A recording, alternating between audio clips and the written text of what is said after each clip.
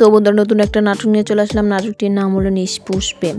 তো নিষ্পুষ প্রেম নাটকটিতে কিন্তু দেখা যায় একটা ছেলে কিন্তু লেখা শেষ করে দিয়েছে, কিন্তু চাকরি বাকরি এখনও করছে না, কিন্তু বন্ধুদের সঙ্গে আড্ডা দেয়। আর একটা তার বাবা বলে যে কাজকর্ম করতে হবে না, বন্ধুদের ছাড়, কিন্তু সে কথা মানে না, সেই কাজ করতে থাকে। আর একটা মেয়েকে ওর পছন্দ হয়, তার পিছনে ঘুরঘুর করতে সেই মেয়েটাই জিজ্ঞাসা করে আপনি এখানে কেন ঘুরঘুর করছেন। সে বলে আমি বাগানে কাজ করব।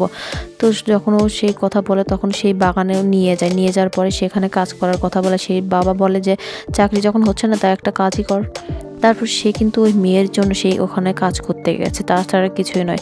যখন ওখানে তার ওই মালিকের মেয়ে একজনকে পড়ানোর কথা বলে তাকে ঠিক করে দেয়, কিন্তু সে কিন্তু জানতো না যে তাকে ভালোবাসে তাকেই হচ্ছে ওর সঙ্গে ওই বন্ধুর সঙ্গে কিন্তু প্রেমের আলাপ হবে।